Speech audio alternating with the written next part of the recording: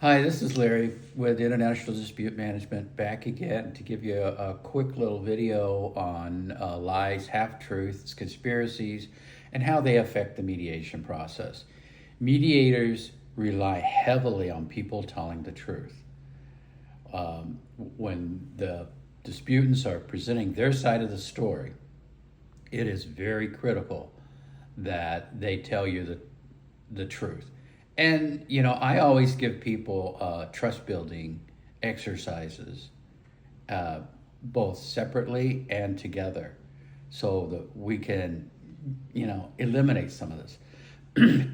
I'll start with some of Mark Twain's quotes, which I like. There's three kinds of liars, damn liars, and statisticians. But you think for a moment, well, are statisticians liars? How could that be? Well, statistics is a science that involves analyzing facts, and facts are realities that are without argument and false representation. So when you collect several facts and you draw a conclusion from those facts, you are actually creating statistics. So Mark Twain's response to that would be something like, well, figures don't lie, but liars can figure. And that's true. And we have the old saying, junk in or garbage in, garbage out when you're looking at statistics or statistical models. If you tell, Mark would also say something, if you tell the truth, you don't have to remember anything because lies can't live. And that's true. You always happen to build on a lie, and you're always having to repeat it. But it is possible for people to repeat a lie so many times that they actually believe it to be true. And that's where you need to expose the lie using facts. Mark Twain also, if you read a lot of Mark Twain, you'll see that he really didn't like politicians. So it is, one of his quotes is that it's human to lie. It's just that some people are better at lying than others, and they become politicians. So the irony of most of Mark Twain's quotes is that Mark Twain's a pen name. It's not his real name. So is he lying? Or is he trying to deceive you? Okay, well, definition, a lie is an assertion that is believed to be false. So anything that you think is false, you might categorize as a lie. Typically use these lies to in a position to deceive somebody. So just because you say something and it's not true doesn't mean that it's a lie unless you're trying to deceive someone or get power over somebody. And I'll talk a lot about power because it's a big part of what we do in mediation. A half-truth is a statement that's only partially true, especially one used to deliberately deceive somebody. And half-truths are much more prevalent than flat-out lies, because they'll start with something that you can check on. Oh, yeah, that's true. So then you just believe the rest of it's true, too. And that's not true. So that leads into conspiracies. So a conspiracy is an agreement between two or more people to commit a crime at some time in the future. That is a black law definition. However, a conspiracy of one is very possible, especially on the internet. It generally starts with one person that makes up some, ridiculous lie. Like, yeah, I had lunch with Elvis Presley yesterday, and he's doing fine. And so everybody else will pile onto that. So, so the lie just keeps building and building and building, and it just becomes an internet conspiracy.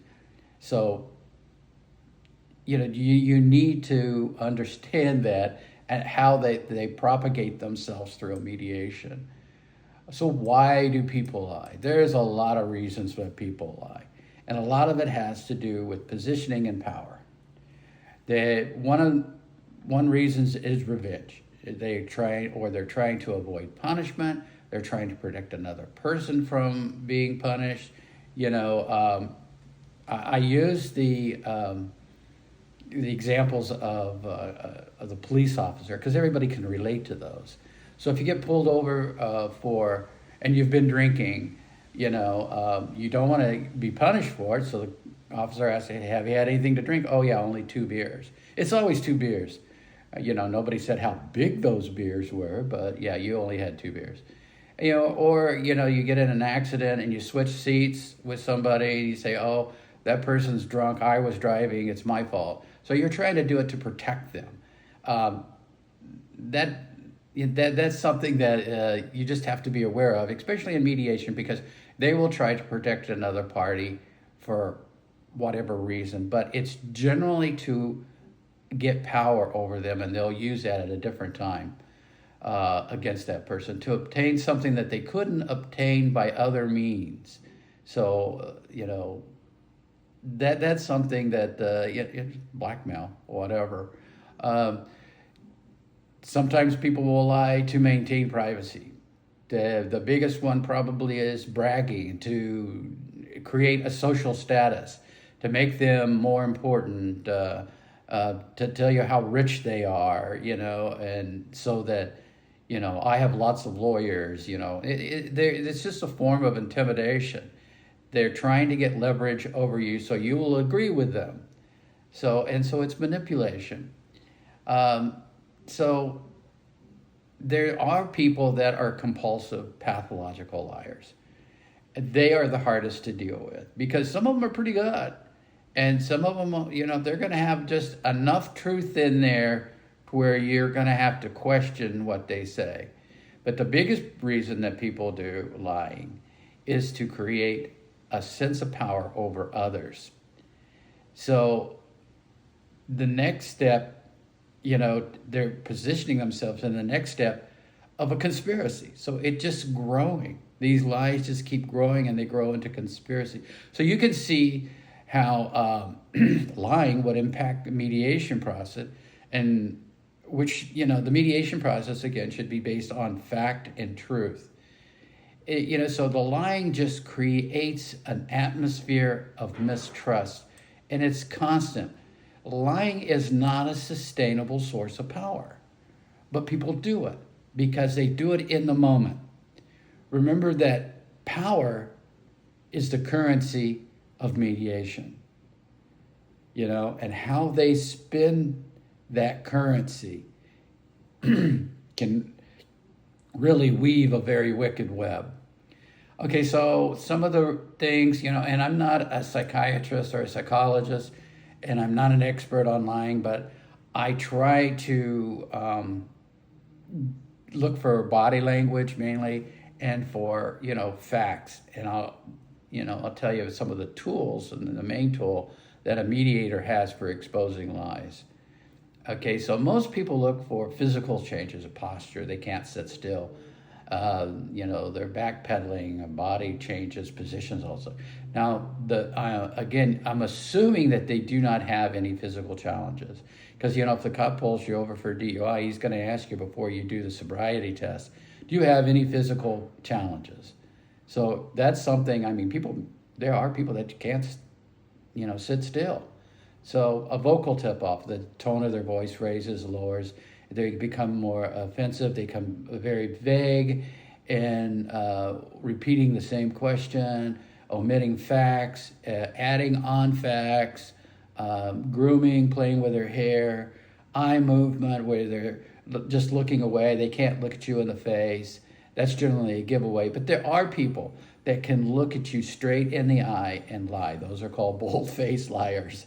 And they do exist quite a bit.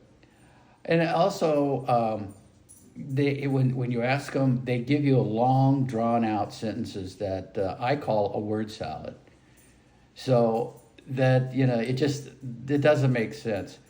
So the lies get bigger and they grow, and these becomes our conspiracies. And, one of the best stories that I can tell is when I was sitting in a traffic court one time, and a guy came up, had a case before me. Okay, I got a ticket, but he was saying, the judge asked him how did he plead that he was cited for riding a motorcycle without safety glasses. And he said, not guilty. So the judge replied, well, then you were wearing safety glasses. And he says, no. He goes, then you're guilty. And he says, no. And he goes, there's other situation. And the judge says, well, what is that? And he goes, well, I had my eyes closed. Okay. So the judge found him guilty. So also, we look at, what we call the prisoner's dilemma. And that's a paradox in analysis where two individuals are acting in their own interest. A lot of times you'll see where cops will put two perpetrators, for lack of a better word, in different rooms and tell them that, hey, your buddy said that you did it. And they go to the other side and say, hey, your buddy said you did it. And then in their own interest, they're going to just say, well, no, he did it. So that was it. That's how they get to the truth. But storytelling and lies, the main tool mediators have to exposing them are open-ended questions. And to repeat the questions constantly. Ask why, how, when, and note if the lie grows. At some point, you're going to need to expose these lies, preferably in a sidebar. It doesn't do you any good to really expose the lie for everyone to hear it. It's best to expose the lie on a sidebar and then let them expose themselves to the other side. Let them say, well, I was mistaken, whatever. In some states, if it's a criminal offense, you do have to report that as a mediator. And so it just depends on what state you're in, and you need to refer to your state law on if you're going to have to expose some kind of a criminal offense that you discovered during this mediation. So storytelling is really important. And in the storytelling, when I listen to both of the disputants, or if there's multiple disputants, all their stories, I try to do trust building. I try to implement some kind of a little program to where they have to tell a story about themselves, whatever. And so we'll get into trust building in another video. But trust building, it always exposes the lies if it's done properly. And a lot of times people, when I did personnel mediations, a lot of times people, I was always told in training that people just want a simple apology. That's somewhat true for simple mediations, but when you get into environmental mediations and you get into political issues, that's not at all true. You can apologize till you're blue in the face and they're not going to take it. They're just not going to trust you anymore. And if they do an apology, it shouldn't start with something like, I was allowed to believe, which they're putting the event on somebody else, or I was misinformed.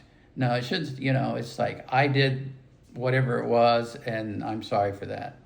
So then we get into contracts and agreements for future actions, and that will be a separate video, because that's pretty detailed. So I work with the disputants to confront the issues together and have the disputants devise a trust-building plan for how they can move forward and, checks and balances. We live in a system of checks and balances. So that's really crucial to resolving the issue when you've got a lot of people lying. So the next video, I will be talking about developing objective criteria. And you can see just from to talk today that when you're creating objective criteria, it has to be based on truth. And so that is why it's so important. So thank you for viewing, and I'll see you next time when we talk about objective criteria. Good day. You're a pain in the ass,